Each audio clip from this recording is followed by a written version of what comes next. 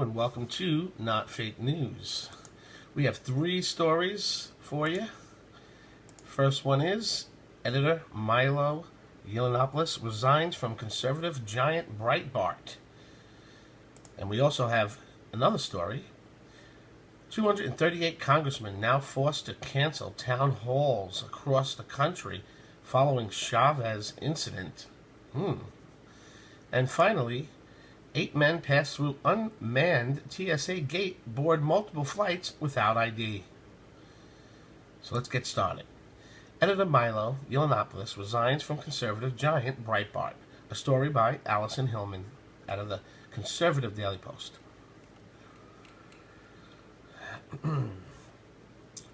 America is just learning of the resignation of well-known Brietbart editor Milo Yiannopoulos.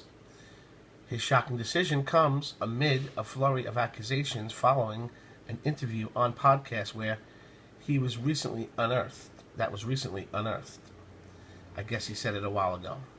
The interview, widely broadcast on news media outlets, supposedly featured the conservative editor condoning, and I'm not even going to say it. You can read that. The actual contents of the interview are highly disputed. Brietbart and Milo himself have accused the podcast of editing the interview. They claim his comments were taken out of context and that he actually agreed with the age of consent laws and that his views on that horrible crime is as a horrific crime. That's how he. Responding to the accusations on Facebook account, Milo stated, he deeply regrets the way his comments were interpreted, stressing that he is horrified by that type of act, and said that he has devoted large portions of his career as a journalist to exposing child abusers. I am a gay man and a child abuse victim, he added. My own experiences as a victim led me to believe I could say anything I wanted on the subject, no matter how outrageous, but I realize and understand now that my unusual blend of British sarcasm, provocation, and gallows humors might have come across as flippancy, a lack of care for other victims, or worse, advocacy.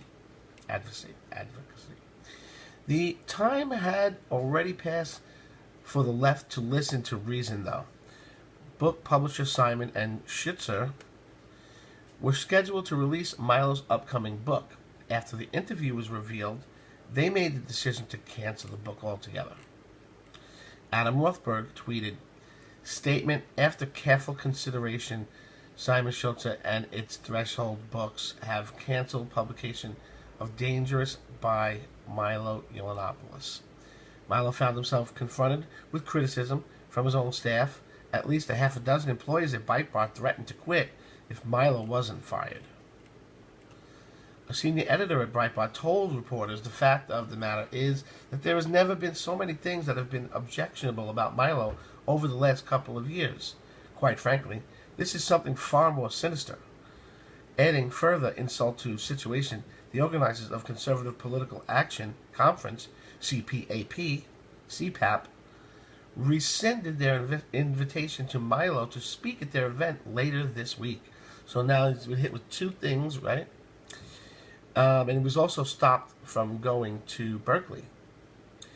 Alex Marlowe, an editor-in-chief at Brietbart, seemed both condemn and deny the actions of his co-worker. He kind of seemed like to do both. Marlowe called the comments in the interview indefensible and appalling. He then proceeded to speak on Breitbart's daily show and sort of defend him. So there seems to be a growing evidence that this was all coordinated to wait for a peak moment when Milo was red hot. They sat on the story and they held it for maximum political damage. So we need to find out who let that story out, right? It's easy to assume Milo is correct on that point. The left is fond of those types of tactics, aren't they? The truth of the interview is still being debated, but the pressure seems to have grown to a breaking point. Milo released his statement announcing his resignation from the conservative publication. That's his resignation. It says, Breitbart News has stood by me when others have caved. They have allowed me to carry my conservative and libertarian ideas to the communities that would otherwise never have heard them. They have been significant factors in my success. I'm grateful for the freedom and the relationships I have forged there. I would be wrong to allow my poor choice of words to detract from any colleagues important in reporting, so I am resigning from Brietbart, effectively, immediately. This decision is mine alone. When your friends have done right by you, you do right by them. For me now, that means stepping aside so my colleagues at Brietbart can get back to the great work they're doing. So what he's saying is, I said something really bad, and why should others that helped me suffer? Milo resigns from Brietbart. In the wake of the announcement, the media has exploded. Many publications reporting and are celebrating, and Breitbart has finally published the news on their site, and it's released a statement in response. They said, Milo and Yiannopoulos both voiced has sparked much needed debate on important cultural topics of confronting universities, the LGBTQ community, the press, and the tech industry. Milo notified us this morning of his decision to resign as editor at Breitbart Tech, and we accepted his resignation.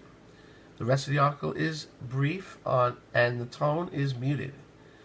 We expect to see more reactions as the day progresses and the news becomes more publicized. Whether the resignation was necessary, if he made the alleged comments, is still to be seen. However, it is true that the right-wing news community has lost a member. Milo and Breitbart have become widely recognized. If not always popular among conservative news readers, Breitbart will continue without Milo, likely uninterrupted. There will undoubtedly be those that regret his absence, though. That's good. That's a good story. Not a good story. I'm just saying that interesting article.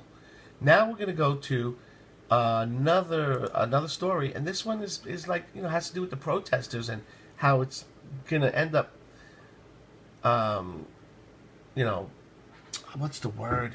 It's going to end up going back on them. It's going to end up shooting them in their own foot, by doing what they're doing. What's going to happen is, what they're saying in this article is, the Congress people that you want to protest, they're going to stop going to town hall meetings. You're not going to be able to talk to them, and they're going to stay, and they're going to work from home. That's what this is saying. Chavez. After Chavez heard shouts, let's read this. 238 congressmen now forced to cancel town halls across the country following Chaffetz's incident, by Sammy D. Ganji, Conservative Daily Post. After Chavez heard shouts of, "Do your job," many in the GOP are canceling their town hall meetings, doing them via social media, or not planning them at all. That's bad. Once again, we're seeing the ability of the American people to simply gather together and talking being diminished or simply erased from the agenda. Congressional members are going to do their home districts this week, but unlike past years, something is drastically different this time. The difference is that instead of seeing the left shout down, burn down, and beat down anyone who comes to hear a man speak, such as when we see by the vile left at the Milo event in California, Republicans are hiding from their constituents, who are tired of seeing the Trump agenda slowed even more by the GOP, of which he is a member. When crowds in Salt Lake City began to chant, "Do your job," Chavez, chairman of the House of Oversight Committee, members of the Republican Party took note. And rather than changing their ways and listening to the people who voted for them, they are digging into the earth like moles and hiding. I don't agree with that part where it says, and listen to the people who voted for them. If they're chanting, "Do your job," those aren't the people that are voting for them. It's the opposite. As also noticed is that many of the on the left are attacking those on the right, but instead of standing their ground and allowing the debate to happen, GOP members are hiding because the left won't talk, they only yell. They burn things down and they demand an agenda. and that the American voter has not only rejected, but rejected via the biggest electoral college win since Ronald Reagan. And that's it, folks. So you keep that up, and everyone's going to hide from you. You won't be able to talk or anything, and that's not democracy. And finally, we have 8 men pass through unmanned TSA gate, board multiple flights without ID. A story by Asia Mayfield, Conservative Daily Post. TSA officials left a security lane at JFK unattended long enough for 11 people to board a plane without being screened. This says 11, up there says 8. Well, wait a minute. 8 men. Okay, right? So, got some women maybe? Obama's chaotic legacy endures. Authorities are desperately scrambling to find 8 passengers who managed to waltz through an unattended TSA checkpoint. Around 6 a.m. Monday morning, a security lane at JFK Airport was abandoned by personnel. 11 people walked through unimpeded. Officials managed to nab 3 of them after they landed in California, but the other 8 are scattered throughout the country. Most of them weren't even properly screened after walking through a metal detector, rendering the machines pointless. It's shocking that this happened until you remember who's been at the helm of the national security for the past 8 years. Perhaps, though, you've forgotten about the enormous blunders committed by the Obama's joke security team. The liberal media has been feeding off of the Michael Flynn embarrassment for days, but the mistakes made by the Obama team were largely ignored. Where to start? Let's see. How about Obama's idle threats to Syria? Retired General Jim Jones, Obama's first national security advisor, admits that it was a colossal mistake to draw a red line.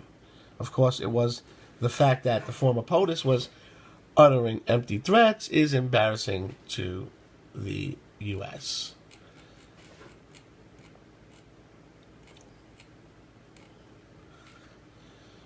So, who are those 8 people who entered JFK without being screened? How many people have entered unattended that we don't know about? Nobody likes going through the TSA's checkpoints. We all wish that we could breeze into our flights with the littlest inconvenience to ourselves as possible. But security isn't fast. It isn't easy, and many Americans are uncomfortable with Trump's proposal because they seem too difficult. A temporary travel ban might negatively affect the school teacher. More involved screenings may lead to longer waits at airports. And I say, who cares? Get inconvenience. It's for the safety of our country. And that is it. If you haven't subscribed to our channel yet, please subscribe and also hit the bell next to the subscribe button. This way you get notified instantly when the breaking stories come through. And if you like what we're doing here at Not Fake News, please like the video. It's very important. You're helping us fight, and you are the resistance, and your job is to hit that like button and push us to the top of Google. Because you know why? When you push us to the top, it pushes down the less crappy videos. And that's important. So like that video. Thanks so much, and I'll see you next time at Not Fake News.